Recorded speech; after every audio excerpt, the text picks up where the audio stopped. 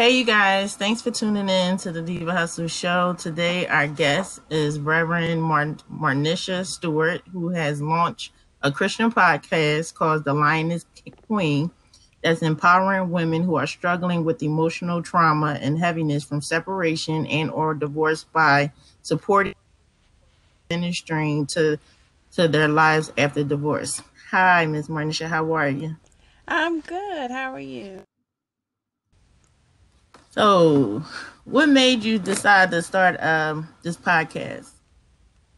So, after being divorced, it definitely took a toll on Mhm. me. And I actually got remarried a year ago.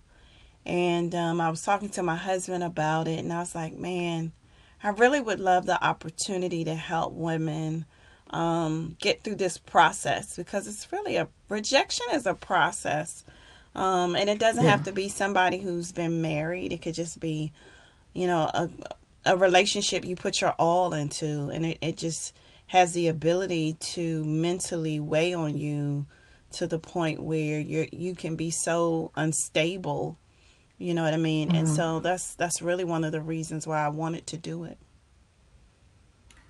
And so, how did you work through your divorce trauma, like the emotional part of it, and just being, coming to realization that y'all were no longer going to be together? So it's so interesting because I feel like, oftentimes people don't want to be honest. And I really believe Uh-huh. I was with my ex husband for 24 years. We dated Okay. 9 and we were together 14. Um, and I just feel like he felt it in the beginning.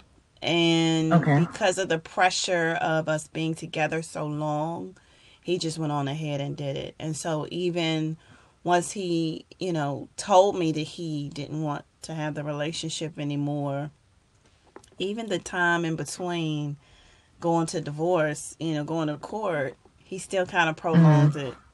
And so for me, it Mm. just made it just made to me it made it worse. And so definitely I can say that my faith is really one of the pieces that helped me, but also therapy. Therapy also Okay. helped me as well. And so I truly believe in more of a holistic, like a comprehensive type of approach. Because, Mm-hmm. mental health is real. And so, Right. I dealt with depression, I dealt with suicidal ideation, I Mm-hmm. dealt with those things. And so I needed to go to someone who was experienced, in that Right. regard, instead of somebody telling me, oh, just pray about it. You know what I mean? When Mm-hmm. I couldn't stop those thoughts from coming in my head, I needed to seek out help. And so, also the support from my family as well, my pastors. Mm-hmm. But it was a comprehensive type of approach that helped me. Because with us being African American women, we're always like, y'all have to be strong. We can't show forms of vulnerability. You understand? So, Hmm. like, when did you realize, like, it's okay for me not to be strong? I can be vulnerable during this time and get help. So, I think you get to a point where you just feel so helpless and hopeless, Hmm. and you're in that fight by yourself. Like, if friends can give you advice, like people can give you advice, but when people haven't been in your shoes, you can't say, "Oh, well, I would do that," or I would have done that," because everybody takes it different. And Right. so it was Right. getting to a point where I just felt helpless and hopeless. And then also getting to a point where I literally wanted to stop my life. And the Right. reason I wanted to do that was so that my son, our son, could hate his father the rest of his life. And so, Oh, I would wow. say that was my lowest. And when you get to your lowest, you seek out, you know what I mean? When Right. you don't know what else to Mm. do, you definitely seek out. And I didn't try to, I did hide it, right? I think that's something that Mm-hmm. we do as well. Nobody knew. I had Mm-hmm. suicidal ideation. Nobody knew my plan, the letter I wanted to write. Mm-hmm. Nobody knew all of that. But I knew I was getting to a point where it wasn't healthy. Right. Right. And what did you learn about yourself during this process? Like, cause when you hit rock bottom, when you're at the bottom, you're like basically, you got to build back your steps, right? So, what did you learn about yourself? So the biggest piece I feel like I learned, and I think a lot of women go through, especially when you've been in a long-term relationship, we lose our identity, right? We're so Right. connected to Mm-hmm. this other person. And so when we are not with them anymore, we don't know who we are. And so that was the Right. biggest piece that I had to learn about me. I had actually lost my hair. I had to do a boy Mm-hmm. cut because of the stress. And that unfortunately added on to everything that I was going through, because we connect our identity with our hair. Like our hair Right. is that's the especially for a black woman, right? Like that is our Mm-hmm. life. And Mm-hmm. so Mm-hmm. figuring out who I was, even dealing with the hair issues, Right. was challenging, and embracing me. And so that's the Right. piece that I had to learn. I had to embrace who I was. Because even before I was married, you know how girls do. Mm-hmm. If we know, if any inkling that this is going to be our husband, we putting that last name already attached to our first name. Mm-hmm. But, Mm-hmm. again, it was trying to figure out me again, learn me again, who I Mm-hmm. was, who I wanted to be. You know what I mean? Right. And that was the piece for me that I had to really try to figure out. Because like nowadays you have a lot of couples that, especially women, African American women, they're like, I don't even want to entertain a divorce. Like now they're allowing people to have open marriages and divorces. So it's just like, how do you feel when you have a girlfriend and they're like, listen, I don't even want to go through the divorce part, and maybe they just don't want to start the divorce, maybe because they just don't want to deal with the pain that comes, with the divorce. How do you feel about that? So I definitely don't believe in open marriage. Like I don't want to share. I don't want to share. Like I grew up as an only child. I'm an Hmm. only child by my parents. I do have sisters and stepsisters, but I don't like sharing. And so I feel like if you have to share someone and share Hmm. someone's love, is it really worth it? And the biggest piece I would say for us as women, even men, it's really Hmm. both. And it's fear. It's fear of the unknown. It's fear Hmm. that no one else will want me. And so that's the piece that makes us settle. And we Right. settle unhappy. You know what I mean? So like even Hmm. though my Hmm. my ex-husband, I would say you threw me away, you da da da. But in the same regard, I was praying for God to change him. I was praying for Right. God to do some things, you know what I mean, where he was the type of person that hung out all the time with his boys. And who's to say if it's with Mm. his boys, right? But in the Hmm. same regard, I was praying for things to change, and I was unhappy. You know what I mean? And Right. so, you have Right. to get to a point and accept, like, oftentimes we're unhappy. We're not treated the way queens are supposed to be treated. And Right. we just lower our standards, for them. You know what I Hmm. mean? And the Hmm. question is, what are they doing for you to make you Right. grow and be the queen that God called you to be? Yeah. Right. Yeah, I know a young lady, and so it's funny you say that because she been in this relationship. They have like over 10 years, and they have three children together. And it's to the point like she's like yesterday. She's like, "Well, I've been praying, and God's not answering my prayers, and He just not listening to me right now." And I'm like, "Well, He is answering your prayers. You know what I mean? It's just you're not listening to the answer that He's giving you, but." He is answering your prayers. And like you were saying, when you're praying, asking for change, it could become in the form of, well, you just have to leave. Yeah, and see what we do. See, that's what I'm saying with long-term relationships. And this is what I was in that place. I'm like, well, I put so much time. Like Mm-hmm. I've invested a lot of time in this. And to me, okay, God, you can restore. Like, God, you can Right. restore. Right. And he knows me. I know him. I know his issues. He know mine. We got kids together. You know what I mean? Like, that means something. But really, honestly, sometimes I truly believe, in hindsight, right? I truly believe that God has sometimes greater. You know what I mean? Yes. And Yes. I Yes. truly believe for myself, and it could be for her too. I truly believe Mm-hmm. the reason why we were put together was so my child could our child could be born, and that's the Right. only reason. You know what I mean? And Right. so, Right. and I would do it all over again. I would go through it all over again for them. But that sometimes we grow to Right. a point where they can't handle the growth. They can't handle Mm-hmm. where we're moving to. And so as a Mm-hmm. result, sometimes God has to remove people from our life. And that's not just in relationships. That can be even with friendships. You know what I mean? Right. But it Right. happens. It really it happens all the time. And how did you teach your child, your son, not to hate his father during the process and after the divorce? So the one thing that I was very careful with, although my son, boys love their mothers, but in the same regard, he internalized a lot of my pain, right? Right. Not necessarily things that I told him, but a lot of my pain. And so one of the Mm-hmm. things that I wanted my son to know, like, although his father is an adult, although his Mm-hmm. father is grown, makes his own decision, basically his dad just did what his father did to him.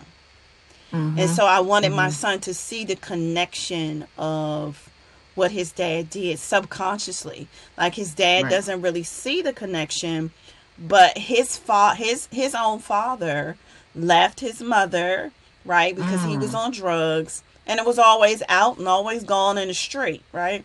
Mm-hmm. And so Mm-hmm. it's the same thing my ex-husband did. My ex-husband wasn't on drugs, but there was always something pulling him away from home. It doesn't matter Right. what the thing is. There Mm-hmm. for some reason you are more attracted to the things outside of home, being with your family. You know what I mean? Mm-hmm. And so that is what I wanted my son to understand. I wanted him to understand that, yeah, his dad could have made a decision, but in the same Mm-hmm. regard, the path that he chose was very similar to his father and even his own Right. mother. So my former mother-in-law, I mean, even the whole family, I don't want to say they hated him for it, but they really were disappointed, Right. especially his mother, because his mother felt like, you did what your daddy did to me, Right. Right. I didn't deserve it, and she didn't deserve it. You know what I mean? Right. But he doesn't see it. Oftentimes, it's hard for people to see, when they fall in the Right. same path of their parent. Right. And like you saying, it's a cycle, right? And when you'll see where a lot of our African American males, if they don't see a successful marriage growing up, they don't know how to maintain a marriage once they're in a marriage, right? Yeah, he didn't see it or experience it in his family or even like in friends. He didn't see it. Mm-mm. Right. Yeah, and that's unfortunate because they males, and then on the other part, the taboo that nobody wants to go to counseling. I don't need counseling, and just to try to get some type of tools to He whatever didn't fix want the it. problem. Right. Mine didn't Yeah, and want it. that's He didn't want it at all. The his right. answer was, I never wanted to be married. That's what his answer was. That was the reason. Never wanted to be married. I don't want counseling. I don't want to work this out. Mm, When I feel like literally years prior, you could have saved me a lot of time. right. Right. But the taboo piece is he's getting married. How about that? You Well, never wanted I to be feel. married, but now you're getting married. Okay. Well, that's the easy cop out. You know what I mean? So really, it's like, if I don't want to admit my wrongs with men, right? So they're like, I don't want to be married, which is an easy cop out, instead of sticking around and trying to work through the problem, or go to counseling. So it's just like, I never want to be married. Knowing deep down they did, because you don't stay with no one for what, 20 something years plus and I want to be married. A long time. So I think we dated for so long. I think he wanted to date other people. And Okay. and then like I got pregnant right away. Like after we Right. got married, I wasn't pregnant prior. And then it was like, how did that happen? We weren't living holy, right? You know what I mean? We weren't living holy. We were having sex before marriage, let's keep it Mhm. real. Mhm. And so it was like, man, how'd you get pregnant so fast? And Mhm. then we bought a house. So we got married, bought a house. I got pregnant. All of these Right. things happened very fast for him, Right. especially for someone who may not have wanted to do it. Right. You know what I Right. mean? And Right. so early on, we struggled. Mhm. We struggled with because he kind of came out and said early on, I'm not sure if I really wanted to do this. Right. And my son was just born. And so we got over that hurdle. I thought we were good, right? And then the next Mhm. thing you know, it came right back up. And so, if he was just honest with his Right. feelings, a lot of pain wouldn't be, just wouldn't have happened. Right. Yeah. So once the divorce is final, how was your life after? Like, because it's one thing going through the process, going through the motions, going through the courts, but once you'll see, even on TV, once it's finalized and you receive that document, that decree in the mail, you just like you see some people really like have a psychological impact and like they really go into a deep depression. So how was it once your divorce was finalized? So for me, it happened before. Okay. I felt like I dealt with my lowest point was before we went to court. Um, Mm-hmm. once he finally told me he wanted, the divorce, I think that's when it really kind of hit me. Mm-hmm. Um, when we went to court, and it's so crazy. It was 3 years ago. We went. It came up on Mm. my phone on October 26th. Is when we Okay. went to court, and my girlfriend, my best girlfriend, went with me, and I was good until we got in. But then when it was over, it kind of hit me like a Right. ton of bricks. Um, and I people say, "Oh, he did love you." You know what I mean? And Mm-hmm. Mm-hmm. I have to admit, he loved me the best way he could. You know, Right. he didn't love me how I needed to be loved. He didn't water me Mm-hmm. like I needed to be watered, but he did the best that he could, and that's all he could Right. do. And then afterwards, my girlfriends and we went horseback riding. And I ain't looked back since. But sometimes, you have triggers, right? Him Right. getting married, him Mm-hmm. him telling me he was getting married, that was a trigger. Okay. Okay. And although I'm remarried, so again, the piece is, so why her and not me? You see what I'm Right. saying? Right. And again, it's not that, because I am happily married to Right. somebody who always wanted to be married, but who never was. Right. I went total opposite. I went Mm-hmm. from someone who never wanted to be married to someone who always wanted to be married and never was married. Okay.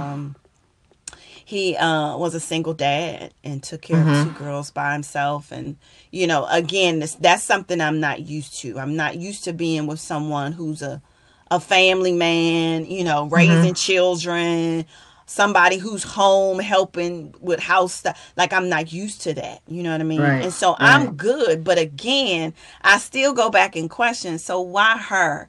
Why do Right. you want to get married? You know what I mean? And so Right. sometimes Right. it's easy to have those triggers, Right. in our life. But again, we have to stay moving forward. We can't Right. keep looking back. We can't. Right.